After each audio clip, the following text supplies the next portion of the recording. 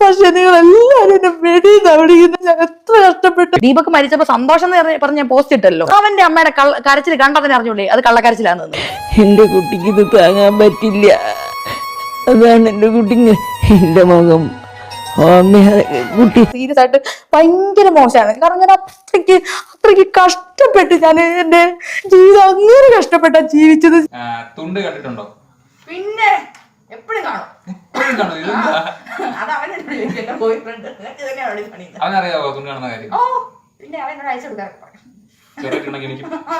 ഞാൻ ഒരു മുന്നിൽ കരഞ്ഞിട്ടില്ല. അതാണ് എന്റെ കുട്ടിക്ക് എന്റെ മുഖം.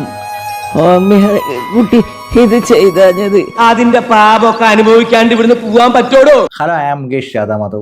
ഈ കരച്ചില്, അതായത് ഈ അമ്മയുടെ കരച്ചില്, അതിനൊരു വിലയും കൽപ്പിക്കാതെ അത് കള്ളക്കരച്ചിലാണ് എന്ന് പറയുമ്പോൾ നിങ്ങൾ നിങ്ങളെക്കുറിച്ച് ഓർത്തില്ല, നിങ്ങളുടെ അമ്മയെക്കുറിച്ച് ഓർത്തില്ല, ആരെക്കുറിച്ചും ഓർത്തില്ല. ഇപ്പോൾ നിങ്ങൾക്ക് തന്നെ ഇങ്ങനൊരു അവസ്ഥ വന്നപ്പോൾ, അതായത് ശ്രീലക്ഷ്മി അറയ്ക്കലിനെ വെടി എന്ന് പലരും വിളിക്കുമ്പോൾ അത് സഹിക്കാനാവാതെ പൊട്ടിക്കരയുകയാണ് ഉണ്ടായത്. ഒരുപക്ഷെ അവിടെയൊക്കെ ആലോചിക്കേണ്ടത് സ്വന്തം മകൻ, അതും 10-40 വർഷം ഈ ഭൂമിയിൽ ജീവിച്ച ദീപക് എന്ന് പറയുന്ന വ്യക്തിയുടെ അമ്മ, ആ അമ്മ സ്വന്തം മകൻ്റെ മരണത്തിൽ നെഞ്ചു പൊട്ടി കരഞ്ഞപ്പോൾ അതിനെ പരിഹസിക്കുകയും അത് കള്ളക്കരച്ചിലാണെന്ന് പറയുകയും ചെയ്ത ശ്രീലക്ഷ്മിയെ ഇപ്പോൾ ഈ കാണിച്ചതും കള്ളക്കരച്ചിലാണ് എന്ന് പറയുകയാണെങ്കിൽ അതിനെ കുറ്റം പറയാൻ കഴിയുമോ? ശ്രീലക്ഷ്മി ദീപക്കിൻ്റെ അമ്മ കരഞ്ഞപ്പോൾ പറഞ്ഞതുപോലെ എല്ലാവരും പറഞ്ഞു കഴിഞ്ഞാൽ, ശ്രീലക്ഷ്മിയുടെയും കള്ളക്കരച്ചിലാണെന്ന് പറഞ്ഞു കഴിഞ്ഞാൽ അതിനെ ഒരിക്കലും കുറ്റം പറയാൻ കഴിയത്തില്ല. അതിനെ നോക്കി ചിരിക്കുകയും ട്രോളുകയും ചെയ്യുകയാണെങ്കിൽ അതിനെ ഒരിക്കലും കുറ്റം പറയാൻ കഴിയത്തില്ല. പക്ഷെ ഞാനങ്ങനെ ചെയ്യുന്നില്ല. താങ്കളുടെ വിഷമം ഉള്ളിൽ തട്ടി വന്നതാണ് എന്ന് തന്നെയാണ് ഞാനും വിശ്വസിക്കുന്നത്. പക്ഷെ ഓർക്കണം, എല്ലാവർക്കും ഇതുപോലുള്ള അവസ്ഥ വരും. ആ അവസ്ഥ ശ്രീലക്ഷ്മിക്കും വന്നു എന്ന് മാത്രം കരുതിയാൽ മതി. ഇവിടെ ശ്രീലക്ഷ്മി അമ്മയെക്കുറിച്ച് പറയുന്നു, അമ്മ അങ്ങനെയൊന്നും പറയരുത്, അതുപോലെ തന്നെ താൻ വളരെയധികം കഷ്ടപ്പെട്ട് വളർന്നൊരു വ്യക്തിയാണ് എന്നൊക്കെ പറയുന്നു. അതുപോലെ തന്നെയായിരുന്നു ദീപക്കും ജോലിക്ക് വേണ്ടി പോയൊരു വ്യക്തിയാണ്. അതും കഷ്ടപ്പെട്ട് ഇത്രയും നാൾ ഇവിടെ ജീവിച്ചപ്പോൾ പോലും ഒരു പേരുദോഷം ദീപക്കിൻ്റെ പേരിലില്ല. അതും കൂടി ഓർക്കണമായിരുന്നു ശ്രീലക്ഷ്മി അറയ്ക്കൽ. അവിടെ തൻ്റെ മകൻ ഇതുവരെയും ഇങ്ങനൊരു തെറ്റും ചെയ്തിട്ടില്ല എന്നുള്ള ബോധ്യം ഉള്ളതുകൊണ്ടും അവൻ്റെ നഷ്ടം സഹിക്കാനാവാതെയാണ് ദീപക്കിൻ്റെ അമ്മ കരഞ്ഞത്. അതിനെ ഇത്ര മോശമായിട്ട് ചിത്രീകരിച്ചത് ഒട്ടും ശരിയായില്ല. പക്ഷേ എന്താണെന്ന് അറിയില്ല, അതിപ്പോൾ തിരിച്ചടിച്ചിരിക്കുകയാണ്. അതും ആരൊക്കെയോ വെടിയെന്ന് വിളിച്ചപ്പോൾ അത് സഹിക്കാൻ കഴിയാതെ പൊട്ടിക്കരഞ്ഞിരിക്കുകയാണ്. ഒരുപക്ഷെ ഇവിടെ പലരും എടുത്തു കാണിക്കുന്ന കുറേ കാര്യങ്ങളുണ്ട്. എന്തുകൊണ്ടായിരിക്കാം ഇങ്ങനെ വിളിച്ചത്? എന്തുകൊണ്ടായിരിക്കാം ശ്രീലക്ഷ്മി അറയ്ക്കലിനെ വെടിയെന്ന് വിളിച്ചത്? അതിന് കുറേ കാരണങ്ങളുണ്ട്. അത് ശ്രീലക്ഷ്മി തന്നെ വരുത്തി വെച്ചതാണ്.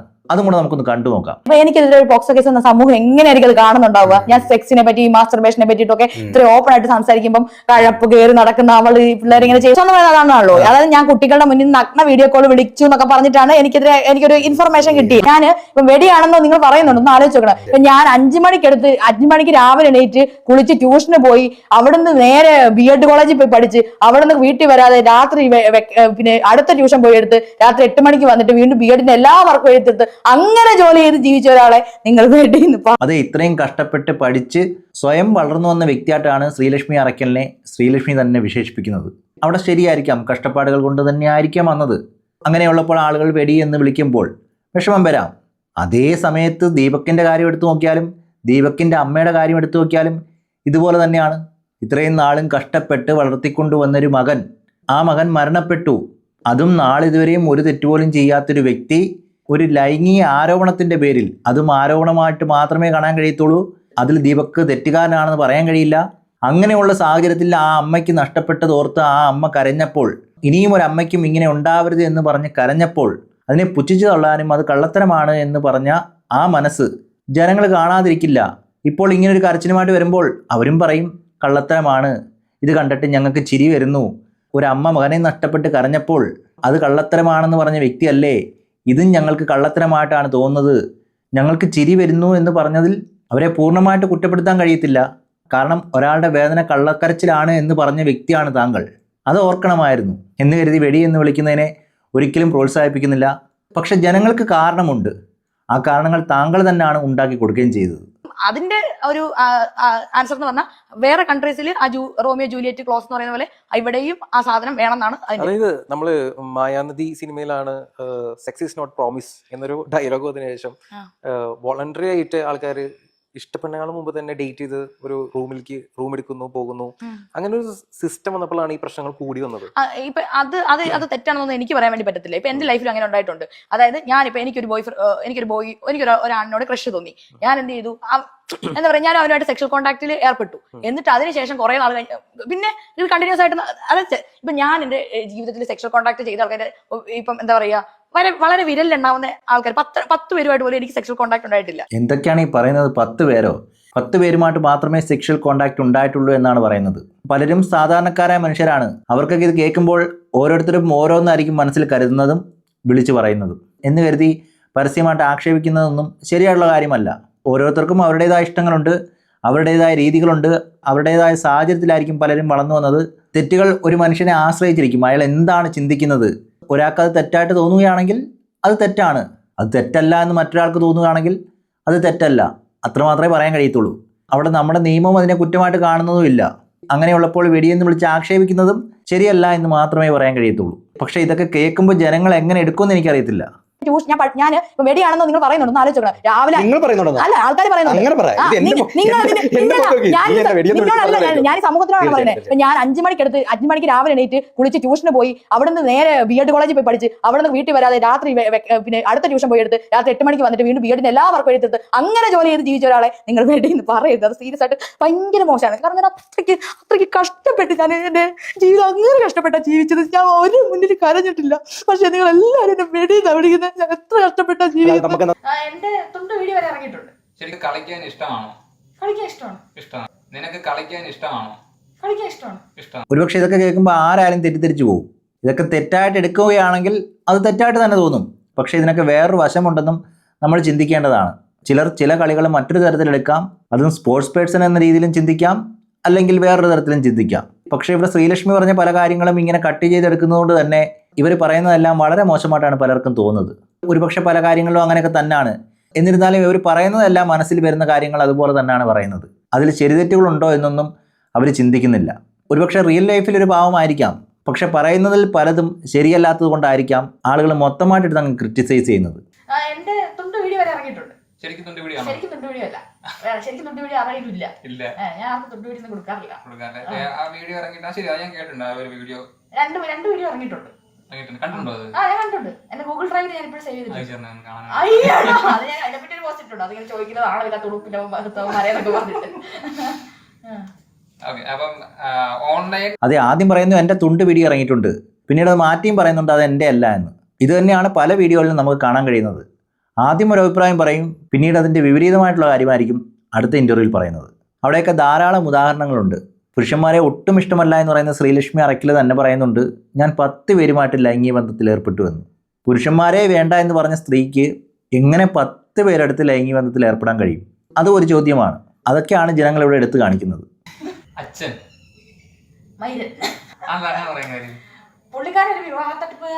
അതെ, അച്ഛനെ കുറിച്ച് ചോദിച്ചപ്പോൾ മകളുടെ തുറന്നു പറച്ചിലാവാം. അത് ചിലപ്പോൾ ജീവിതത്തിൽ നിന്നുണ്ടായ അനുഭവത്തിൽ നിന്ന് പറഞ്ഞതായിരിക്കാം. ഇങ്ങനെയുള്ള പല തുറന്നു പറച്ചിലുകളുമാണ് അവർക്കെതിരെ തിരിച്ച് അമ്പുകളായിട്ട് വരുന്നത്. ഇപ്പൊ അങ്ങനെ ഇങ്ങനെ തമാശയൊക്കെ എന്റെ കൂട്ടുകാരോടൊക്കെ പറയുമ്പോൾ ഇവർ പറയും, എടി നിനക്ക് 10 പേരുമായിട്ട് പോലും റിലേഷൻഷിപ്പില്ല, എന്നിട്ടാണോ നീ ഈ പേര് മൊത്തം കേൾക്കുന്നതെന്നൊക്കെ. അപ്പം വളരെ കുറച്ച് സെക്ഷൽ റിലേഷൻഷിപ്പേ എനിക്കുണ്ടായിട്ടുള്ളൂ.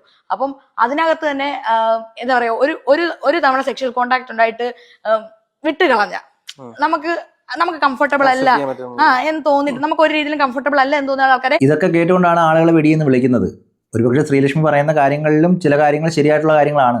ഒരുമിച്ച് ഒത്തുചേരാൻ കഴിയത്തില്ല എങ്കിൽ വിട്ടുപിടിക്കുന്നത് തന്നെയാണ് നല്ലത്. അതുതന്നെയാണ് ഇപ്പോൾ നടന്നുകൊണ്ടിരിക്കുന്നതും. ചില കാര്യങ്ങളിലൊക്കെ പല കുടുംബങ്ങളും ഇപ്പോഴും കടുംപിടുത്തം പിടിച്ച് എങ്ങനെയൊക്കെയോ തട്ടിക്കുട്ടി മുന്നോട്ട് കൊണ്ടുപോകുന്നു എന്ന് മാത്രമേ പറയാൻ കഴിയത്തുള്ളൂ. കാരണം അവരൊക്കെ സഹിച്ചു നിൽക്കുന്ന പല കുടുംബങ്ങളും നമ്മൾ കാണാറുണ്ട്, ചില ബന്ധങ്ങൾ നമ്മൾ കാണാറുണ്ട്. ഇവിടെ ശ്രീലക്ഷ്മി പറയുന്നതനുസരിച്ചാണെങ്കിൽ അങ്ങനെയുള്ള റിലേഷൻഷിപ്പ് ഉണ്ടെങ്കിൽ അത് കളയുക, മുന്നോട്ട് പോവുക എന്നുള്ളതാണ്. അതൊരു തരത്തിൽ പറയുകയാണെങ്കിൽ പോസിറ്റീവ് ചിന്താഗതി എന്ന് വേണമെങ്കിൽ പറയാം. പക്ഷെ ആ വ്യക്തി തന്നെ പറയുകയാണ് പുരുഷന്മാർ വളരെ മോശമാണെന്ന്. അതെങ്ങനെ അംഗീകരിക്കാൻ കഴിയും? ആണുങ്ങളെ തന്നെ ഭയങ്കര വെറുപ്പായിട്ടുള്ള ഒരാളാണ് ഞാൻ. എപ്പോഴും ആഗ്രഹിക്കും ഞാൻ ലെസ്ബിയൻ ആണെങ്കിൽ കൊള്ളാമായിരുന്നു എന്ന്. കാരണം എനിക്ക് അതെ, ഒരേ സമയം തന്നെ 2 രീതിയിലുള്ള വർത്തമാനങ്ങളാണ് പറയുന്നത്. പുരുഷന്മാരാരും കൊള്ളത്തില്ല എന്നും പറയുന്നുണ്ട്, എന്നാൽ താൻ 10 പേരുമായിട്ട് ലൈംഗിക ബന്ധത്തിൽ ഏർപ്പെട്ടു എന്നും പറയുന്നുണ്ട്. അവിടെയൊക്കെ എങ്ങനെ ഈ ഇഷ്ടമല്ലാത്ത ആളുകളുമായിട്ട് ഇതിലൊക്കെ ഏർപ്പെടാൻ കഴിയുന്നു എന്നും ചിന്തിക്കേണ്ടതാണ്. അവിടേക്കാണ് നമുക്ക് തോന്നുന്നത് ശ്രീലക്ഷ്മി അറക്കൽ എന്താണ് പറയുന്നതെന്ന് അവർ തന്നെ അറിയാതെ പറഞ്ഞു പോവുകയാണെന്നുള്ളത്. എന്തൊക്കെയോ പറയണമെന്ന് കരുതി ഓരോരോ കാര്യങ്ങൾ പറയുന്നു. അത് ശരിയാണോ തെറ്റാണോ എന്നൊന്നും ചിന്തിക്കത്തില്ല, അങ്ങ് പറയുകയാണ് ചെയ്യുന്നത്. അവസാനത്തെ ഇൻ്റർവ്യൂവിലും അത് തന്നെയാണ് നമ്മൾ കണ്ടത്. ഒരു അമ്മയുടെ കരച്ചിൽ കണ്ടത് കള്ളക്കരച്ചിൽ എന്ന് പറയുകയും പക്ഷേ സ്വന്തം അമ്മയുടെ കാര്യം വന്നപ്പോൾ അത് സഹിക്കാനാകാതെയും തന്നെ വെടിയെന്ന് വിളിച്ചപ്പോൾ കരയുന്നതുമാണ് നമ്മൾ കണ്ടത്.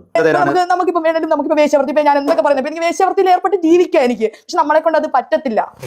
മനസ്സിലായോ? നമുക്ക് ഇപ്പൊ വേശ്യാവൃത്തി മോശം തന്നെ പറയുന്നത്, നമുക്കത് പറ്റത്തില്ല. ആ വേശ്യാവൃത്തി എന്ന് പറയുന്ന ആ പരിപാടി നമുക്ക് പറ്റില്ല. അങ്ങനെയാണ് നമുക്കിപ്പോ വീട്, കാറ്, എന്തെങ്കിലും ഒരു ഫോൺ വരെ എത്ര കൊല്ലം ഇത് ഹാങ് ആയി ഫോൺ പോലും മാറ്റാൻ പൈസ ഇല്ല. അപ്പം നമ്മൾ അങ്ങനെ എന്തിനാ ഈ വെടി എന്ന് പറയുന്നത്? അപ്പം അത് ഭയങ്കര മോശം, അങ്ങനെ പറയാൻ പാടില്ല. ഞാൻ അങ്ങനെ കഷ്ടപ്പെട്ട് ജീവിച്ച ഒരാളാണ്. ഇപ്പോഴും ഞാൻ എന്റെ എഡ്യൂക്കേഷൻ മൊത്തം കഷ്ടപ്പെട്ട് ഇപ്പൊ ട്യൂഷൻ എടുത്ത് എല്ലാവരും ട്യൂഷൻ എടുത്ത് ഞാൻ കഷ്ടപ്പെട്ട് എല്ലാവരും വീട്ടിൽ നിന്ന് പൈസ കൊടുക്കുമ്പോൾ ഞാൻ മാത്രം ഇത് ട്യൂഷൻ എടുത്ത് സ്വന്തമായിട്ട് പൈസ ഉണ്ടാക്കി ജീവിച്ചു.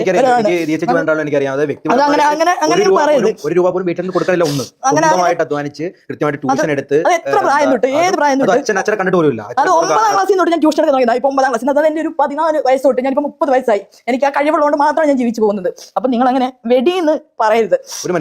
അത് തന്നെയാണ് പലരും പറയുന്നത്. ദീപക്കിന്റെ അമ്മ കരഞ്ഞപ്പോൾ അത് കള്ളക്കരച്ചിലാണ് എന്ന് പറയരുത്. ആ അമ്മയുടെ വിഷമം നിങ്ങൾ കാണേണ്ടതായിരുന്നു. എന്തുകൊണ്ട് കണ്ടില്ല? ഇപ്പോൾ നിങ്ങൾക്കേറെ ഇങ്ങനൊരു വെടി എന്ന് പറഞ്ഞൊരു പ്രയോഗം നടത്തിയപ്പോൾ നിങ്ങൾക്ക് കരച്ചിൽ വന്നോ? അതിലും അപ്പുറമായിരിക്കും ഒരു മകൻ നഷ്ടപ്പെടുന്ന വേദന. ആ അമ്മ ഇത്രയും നാളും കഷ്ടപ്പെട്ട് വളർത്തിയ ഒരു മകനായിരുന്നു ദീപക്ക്. നമ്മള് കളി പറയുമ്പോൾ കുറെ കളിയുണ്ട്. ഇവർ ഡബിൾ മീനിങ് ചോദിക്കും. ഞാൻ സാധാരണയായിട്ടൊക്കെ പറയാം. അതാണ് ഞാൻ എന്റെ ഒരു സ്ട്രാറ്റജി. കളി എന്ന് പറഞ്ഞാൽ ഫുട്ബോൾ ഉണ്ട്, വോളിബോൾ ഉണ്ട്, ക്രിക്കറ്റ് ഉണ്ട്. അങ്ങനെ കളിക്ക് ഇഷ്ടമുള്ള കാരണമുണ്ടോ? തുണ്ട് കണ്ടിട്ടുണ്ടോ? പിന്നെ എപ്പോഴും കാണും. അത് അവനെന്നോട് ബോയ് ഫ്രണ്ട് അവനറിയാവോ തുണ്ട് കാണുന്ന കാര്യം? ഓ പിന്നെ അവനോട് അയച്ചു കൊടുക്കാറ്. ഇതൊക്കെ കണ്ടിട്ട് എന്ത് പറയാനാണ്? ഒരുപക്ഷെ ഇതൊക്കെ കണ്ടിട്ടായിരിക്കും പലരും പല കമന്റും പോയി ഇടുന്നത്. ഇതിനൊക്കെ എന്ത് പറയണമെന്ന് എനിക്കറിയില്ല. നിങ്ങൾക്ക് തന്നെ തീരുമാനിക്കാം. ഇപ്പൊ തന്തയില്ലാത്തവൻ വിളിക്കുന്നുണ്ട്. ഇപ്പൊ പല തന്തയ്ക്ക് ഉണ്ടായത് അങ്ങനെയൊക്കെ വിളിക്കുന്നുണ്ടല്ലോ. അപ്പൊ അതെന്തുകൊണ്ടാണ്? എന്റെ അമ്മയാണ് എന്റെ അമ്മ അംഗൻവാടി ടീച്ചറായിട്ടാണ് ജോലി ചെയ്യുന്നത്. അപ്പൊ അംഗൻവാടി ഇപ്പൊ അവർ കിട്ടുന്ന 12,000 രൂപ അമ്മയ്ക്ക് ആ സമയത്ത് കിട്ടിക്കൊണ്ട് എന്റെ ചെറുപ്പത്തിൽ 600 രൂപയ്ക്ക് മാസത്തിൽ കിട്ടുന്നത്. അതുകൊണ്ട് എന്താണുള്ളത്? അതുകൊണ്ട് കഷ്ടപ്പെട്ട് എന്റെ അമ്മയുടെ സക്കാത്ത് വാങ്ങാൻ പോയിട്ടുണ്ട്. അറിയാമോ? എനിക്ക് ഭക്ഷണം തരാൻ വേണ്ടിയിട്ട് വീടിന്റെ അടുത്തുള്ള കാലത്ത് സക്കാത്ത് പോയി വാങ്ങിയിട്ട് എനിക്ക് ഫുഡ് തന്നിട്ടുണ്ട്. അങ്ങനെ ഒരു അമ്മയെ പറ്റിയിട്ട് അങ്ങനെ നമ്മുടെ വീടുകളിലൊക്കെ പോകുമല്ലോ. അങ്ങനെ വരെ നമുക്ക് നമ്മുടെ വീടിന്റെ അടുത്തുള്ള ആൾക്കാർ തരുന്ന ഭക്ഷണം അങ്ങനെ പട്ടിണി കിടന്ന് ജീവിച്ചിട്ടുണ്ട്. അങ്ങനെ പോലും എന്റെ അമ്മയൊന്നും ഒരു ഇത് മോശമായിട്ട് പോവാത്തൊരു സ്ത്രീയെ പറ്റിയിട്ടൊക്കെ നിങ്ങൾ ഇങ്ങനെ എന്നോട് ദേഷ്യം അങ്ങനെയൊന്നും പറയരുത്. അത് ഭയങ്കര മോശമായിട്ടുള്ള കാര്യമാണ്. ഇത് തന്നെയാണ് ഞാൻ നേരത്തെ പറഞ്ഞത്. സ്വന്തം അമ്മയെ പറഞ്ഞപ്പോൾ നല്ല രീതിയിലും കൊണ്ട്, പക്ഷെ മറ്റുള്ളവരുടെ അമ്മ കരഞ്ഞു കഴിഞ്ഞാൽ അത് കള്ളക്കരച്ചിലും അതെന്തോ ശരിയല്ല എന്നുമാണ് പറയുന്നത്. ഇവിടെയാണ് ശ്രീലക്ഷ്മി അറയ്ക്കൽ പറയുന്ന കാര്യങ്ങളിൽ പലതും മനസ്സിലാക്കേണ്ടത്. ഓരോരോ സമയത്തും അഭിപ്രായങ്ങൾ മാറ്റിക്കൊണ്ടിരിക്കുന്ന വ്യക്തിയാണ് ഈ ശ്രീലക്ഷ്മി അറയ്ക്കൽ. അത് അഭിപ്രായമായാലും എന്തായാലും. അതുകൊണ്ട് തന്നെ ആദ്യം ഒരു സ്റ്റാൻഡിൽ ഉറച്ചു നിൽക്കുക. ചിലർ പീഡിപ്പിക്കുമ്പോൾ പീഡനവും, എന്നാൽ മറ്റുള്ളവർ പീഡിപ്പിക്കുമ്പോൾ അത് പീഡനവും അല്ലാതാവുകയും ചെയ്യുന്നു. പിന്നെ നല്ല ആൾക്കാരും ചീത്ത ആൾക്കാരും ഉണ്ട്. എല്ലാ സമൂഹത്തിലും ഉണ്ട് നല്ല ആൾക്കാർ ചീത്ത. നമ്മളിപ്പോൾ ആണ് പെണ്ണ് എന്നൊക്കെ പറയുമ്പോൾ നമുക്ക് ബൈനറിൽ അങ്ങനെ ചെയ്യാൻ വേണ്ടി പറ്റില്ല. ആണുങ്ങളിലും നല്ല ആൾക്കാരും മോശം ആൾക്കാരും ഉണ്ട്, പെണ്ണുങ്ങളിലും നല്ല ആൾക്കാരും മോശം ആൾക്കാരും ഉണ്ട്. പക്ഷേ ഈ സമൂഹം പക്ഷേ അത്ര ഇപ്പൊ LGBTQ പറ്റി പറയുമ്പോഴും അതിനകത്ത് നല്ല ആൾക്കാരും മോശം ആൾക്കാരും ഉണ്ട്. പിന്നെ ഈ മോശമായ ആൾക്കാർ തന്നെ എല്ലാ കാര്യത്തിലും മോശമായിരിക്കില്ല, ചില കാര്യത്തിൽ നല്ലതായിരിക്കും അവർ. അങ്ങനെ നമ്മുടെ മനുഷ്യന്റെ ബിഹേവിയർ എന്ന് പറയുന്നത് ഭയങ്കര വൈഡ് ആയിട്ടുള്ള കാര്യമാണ്. നമുക്ക് ആരെയും അങ്ങനെ അടിച്ചു താഴ്ത്താനോ ഒന്നും പറ്റത്തില്ല. അതാണ് അതെ ഈ പറഞ്ഞ വ്യക്തിയാണ് പറഞ്ഞത് ആണുങ്ങളെല്ലാം വളരെ മോശമാണെന്ന്. അതും കൂടി ആലോചിക്കണം. ഇതെന്താണ് പറയുന്നതെന്ന് ഇവർക്ക് തന്നെ ഒരു ബോധമില്ല. ഒരിടത്ത് പറയും ആണുങ്ങളെല്ലാം മോശമാണെന്ന് പറയും, മറ്റടുത്ത് പറയും കുറച്ച് പേര് നല്ലവരാ, കുറച്ച് പേരേ ഉള്ളൂ മോശക്കാരെന്ന്. എന്താണ് ഇതിൽ നിന്ന് മനസ്സിലാക്കേണ്ടത്? എനിക്ക് മനസ്സിലാവുന്നില്ല. ഇവർ അറിഞ്ഞുകൊണ്ട് ഇങ്ങനെ പറയുവാണോ അതോ അറിയാതെ പറയുന്നതാണോ? വേടനായിട്ടുണ്ടെങ്കിൽ രാഹുൽ മാങ്കൂട്ടത്തിലായിട്ടുണ്ടെങ്കിലും ഒക്കെ എന്ന് വെച്ചാൽ അവരുടെ സെക്ഷൽ ലൈഫിൽ ഒരു ഡിസിപ്ലിൻ ഇല്ലാതായി പോയതുകൊണ്ടാണ് ഇങ്ങനെയൊക്കെ സംഭവിച്ചതാണ് എനിക്ക് മനസ്സിലായത്. അപ്പം സെക്ഷൽ ലൈഫിൽ ഡിസിപ്ലിൻ ഉണ്ടാവുമായിരുന്നുവെങ്കിൽ നമുക്ക് ഒരുപാട് മുന്നിലേക്ക് എത്താം. ഇപ്പം ഇവിടെയൊക്കെ ചില കാര്യങ്ങളൊക്കെ പറയുന്നതിൽ എന്തൊക്കെയോ കാര്യമുള്ളതുപോലെ നമുക്ക് തോന്നും. പക്ഷെ ചില കാര്യങ്ങൾ എടുത്തു കഴിഞ്ഞു കഴിഞ്ഞാൽ വളരെ മോശമാണെന്ന് തോന്നും. ഒരുപക്ഷെ മനസ്സിലുള്ള കാര്യങ്ങൾ അതേപടി തുറന്നു പറയുന്നു. അതിൽ ശരിയുണ്ടോ തെറ്റുണ്ടോ എന്നൊന്നും ചിന്തിക്കാതെ പറയുന്നതായിരിക്കാം. അതുകൊണ്ട് തന്നെ ശ്രീലക്ഷ്മിയെ വെടിയെന്നൊന്നും വിളിക്കുന്നതിനോട് ഒട്ടും യോജിക്കുന്നില്ല ഞാൻ. എന്തൊക്കെയോ മനസ്സിൽ തോന്നുന്ന കാര്യങ്ങൾ വിളിച്ച് പറയുന്നു. അതും അവർക്ക് അപ്പോൾ എന്താണ് ശരിയെന്ന് തോന്നുന്നു അത് പറയുന്നു. അതുകൊണ്ട് തന്നെയാണ് പറയുന്ന കാര്യങ്ങളിൽ എപ്പോഴും വ്യത്യാസം വന്നുകൊണ്ടിരിക്കുന്നത്. ഡിസിപ്ലിൻ എന്ന് പറയുമ്പോഴത്തേക്കും നമ്മൾ എന്താ പറയാ, ഇപ്പൊ നമ്മൾ കുറച്ച് ഫേമസ് ആകുമ്പോൾ അതിപ്പോ ഞാൻ ആയിക്കോട്ടെ, ഇപ്പൊ നീ ആയിക്കോട്ടെ, ഒരുപാട് ആൾക്കാർ നമ്മളെ അപ്രോച്ച് ചെയ്യാൻ വേണ്ടി വരും. അത് നമ്മൾ ഫേമസ് ആയിട്ടുള്ള ഒരു ഫിഗറിനെ അപ്പം അത് പക്ഷെ ആ ഫേമസ് ആയിട്ടുള്ള സംഭവങ്ങൾ മിസ്യൂസ് ചെയ്യാതിരിക്കും. സ്ത്രീകളാകുമ്പോൾ എനിക്ക് എന്റെ നേരത്തെ ഇപ്പൊ ആണുങ്ങൾ മെസ്സേജ് അയക്കുമ്പോൾ എനിക്ക് ഓപ്ഷൻ ഉണ്ട് തിരഞ്ഞെടുക്കാതിരിക്കാറുണ്ട്. പക്ഷെ ആണുങ്ങൾ ഞാൻ കണ്ടിട്ടുള്ള കുറെ ആൾക്കാർ കണ്ടിട്ടുള്ളത് അങ്ങനെ എല്ലാ ആണുങ്ങളും ഞാൻ കണ്ടിട്ടുണ്ട്. ഫേമസ് ആയ ആണുങ്ങൾ അങ്ങനെ അവർ സൂക്ഷിച്ച് നിൽക്കുന്ന ആൾക്കാർ കണ്ടു. ചില കുറെ ആൾക്കാർ ഞാൻ അങ്ങനെ കണ്ടിട്ടുണ്ട്. ചില ആണുങ്ങളൊക്കെ എന്താ പറയാ ഇങ്ങോട്ടേക്ക് മെസ്സേജ് അയക്കുമ്പോൾ അതിനെ മുതലെടുക്കും. മീൻസ് ഇപ്പൊ ഞാൻ പറയുന്നത് ഇങ്ങോട്ട് ക്രഷ് തോന്നിയാലും നിങ്ങൾ വളരെ സൂക്ഷിച്ച് എന്താ പറയുക ലൈംഗിക ജീവിതം മാനേജ് ചെയ്യുക. അത് പിരിയുമ്പോഴും എല്ലാ എത്തിക്സും പാലിച്ചുകൊണ്ട് പിരിയുകയും അവർക്ക് ഒരു ക്ലോഷർ കൊടുക്കുക. ഇവിടെ ദീപക്കിന്റെ അമ്മയുടെ കരച്ചിൽ കണ്ടപ്പോൾ കള്ളത്തരമായി എന്ന് പറഞ്ഞ ശ്രീലക്ഷ്മിയുടെ കരച്ചിൽ കണ്ടപ്പോൾ എനിക്ക് കള്ളത്തരമായിട്ട് തോന്നിയില്ല. കാരണം അതിന് ഞാൻ ശ്രീലക്ഷ്മി അല്ല. അതുകൊണ്ട് തന്നെ ശ്രീലക്ഷ്മിയെ വെടിയെന്ന് വിളിക്കുന്നതിനോടും എനിക്ക് എതിർ അഭിപ്രായമാണ്. അതുപോലെ തന്നെ ആ കരച്ചിലിനും കള്ളത്തരമില്ല എന്ന് കരുതിക്കൊണ്ട് തന്നെ ഈ വീഡിയോ ഇവിടെ നിർത്തുന്നു. അടുത്ത വീഡിയോയുമായി കാണുന്നവരേക്കും ഓക്കെ ബൈ, സീ യു.